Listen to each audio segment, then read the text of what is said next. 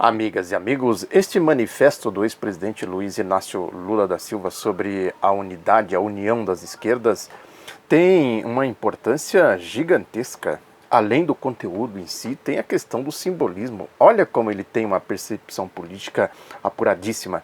Bem diferente aí desses professores de lulismo que eu comentei aqui no vídeo passado, esses arrogantes que vivem por aí dando aula de unidade da esquerda, de como tem que se defender o ex-presidente Lula. Olha a percepção, né, o tato político do ex-presidente. Não é à toa que ele está preso. Na lógica do golpe, não, eles só podiam prender o ex-presidente Lula. Não tem outra alternativa, não tinha outra alternativa para eles. Vai deixar o Lula aí? Deram o golpe em 2016 e vão devolver o poder para ele em 2018. Qual é o sentido disso? Né? É isso que eu sempre digo aqui, os golpistas não são amadores, nós não estamos lidando aqui com gente que não tem noção das coisas, da geopolítica, da história, da ideologia, do sentido de classe, etc, etc. Né? E ele fala inclusive dessa questão do Ciro Gomes, ficam dando cotoveladas aí no Ciro Gomes, que tem isso, que tem aquilo, tem um vice da Fiesp, que é isso, que é aquilo outro, né? O sentido da unidade, isso é problema do Ciro, o problema deles lá. Agora a questão é essa, né? O Ciro está falando contra ou a favor do golpe, né? Essa é a diferença, a sensibilidade política, olha aí, né? O que é que está em questão, em primeiro plano agora? Né? Ficar tomando conta da casa dos outros ou é trabalhar efetivamente pela unidade? Né? Porque é isso que eu tenho falado aqui, a direita está aí a pleno vapor, em campanha. Né? É só acompanhar a mídia que a gente vê aí, a boca de urna, né? O programa, como eles vão formatando as coisas. Né? É isso que eu falo, né? O candidato, eles têm dificuldades, mas isso é o de menos, eles arrumam aí um candidato. Né? Se o jogo for por aí, né? Ao que tudo indica, né? Vai ser. A turma da Operação Lava Jato está em plena campanha, né, o Estadão deu um pito neles aí no editorial, reagiram de maneira virulenta, estilo deles, né? Os boquirrotos, uma nota que eles soltaram aí, que o Estadão, né, pegou no pé deles, né, sobre aquela delegada lá do caso do ex-reitor da Universidade Federal de Santa Catarina, que se suicidou, a delegada Érica, que depois foi promovida e tal. Né, e o Estadão deu uma cutucada neles, porque tem essa questão aí das facções, né? Essa lógica aí da atuação dos boquirrotos da Operação Lava Jato, de certa forma, né, acaba atingindo a lógica dessa outra facção aí que tenta viabilizar Geraldo Alckmin, tenta viabilizar alguém do MDB, isso que eles chamam aí essa operação que eles chamam de centro, né? Essa turma aí, a direita. E tem a outra facção do Grupo Globo que joga pesado contra eles, que é a Operação Lava Jato. Eles estão em plena atividade. Aí vem com essas mentiraiadas aí, né? Dizendo que não há nenhuma evidência de que os acordos de colaboração firmados no âmbito da Lava Jato em Curitiba tenham se originado de estratagemas eticamente discutíveis, como leva a crer o editorial. Olha aí, ó. Por isso que são boquirrotos. Mentira deslavada. Quem acredita nesse tipo de afirmação? Quem acredita nessa gente? Ainda diz mais que a ampla divulgação das ações e dos resultados da Lava Jato tem por objetivo apenas subsidiar veículos de comunicação e tal. É aquela história, o Sérgio Moro, eu comentei aqui o artigo daquele professor, né, que falou do sentido fascista do Sérgio Moro, né, a opinião pública, né, o povo na rua, esses cachorros loucos que andam por aí. Né, e aí já tem uma outra nota, porque o Reinaldo Azevedo, colunista do jornal Folha de São Paulo, falou que o candidato deles é o Jair Bolsonaro. Claro, não é à toa que eles vivem por aí dizendo somos todos Sérgio Moro, somos todos Lava Jato. Claro que é. Agora é mais que isso. Ali no tom, eles são parecidos. O Sérgio Moro tem falado aqui do ponto de vista ético, moral, da estatura intelectual. É isso que eu estou dizendo. Ele se parece muito com o Bolsonaro. Os comportamentos, o seu pendor fascista, como analisou aquele professor. Vou deixar o link dele aqui de novo, do artigo dele aqui de novo.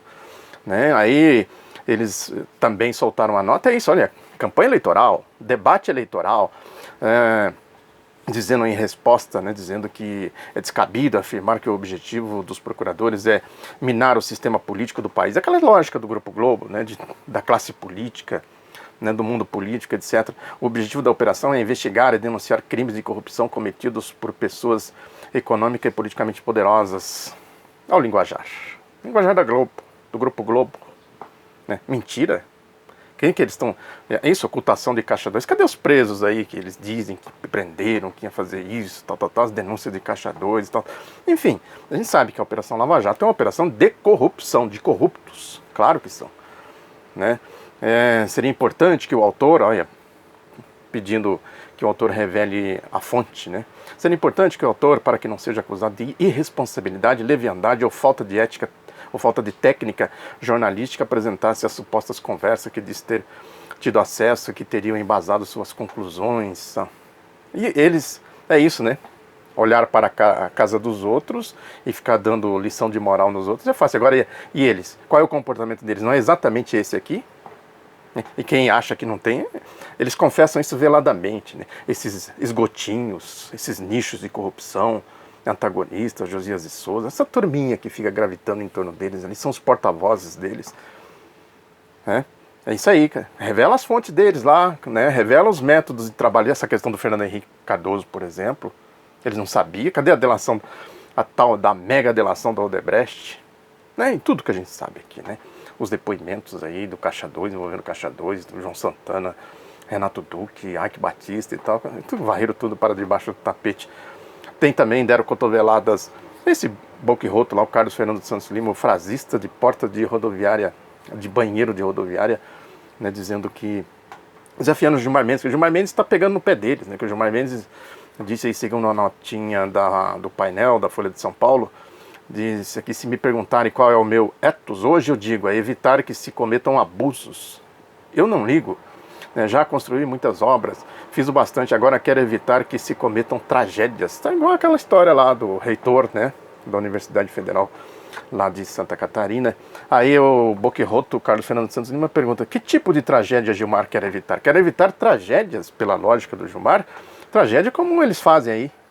A prisão do Lula, por exemplo, isso é uma tragédia do ponto de vista político, do ponto de vista histórico, né? Restaurando essa categoria do preso político à moda dos doicode, né? Da época do regime militar.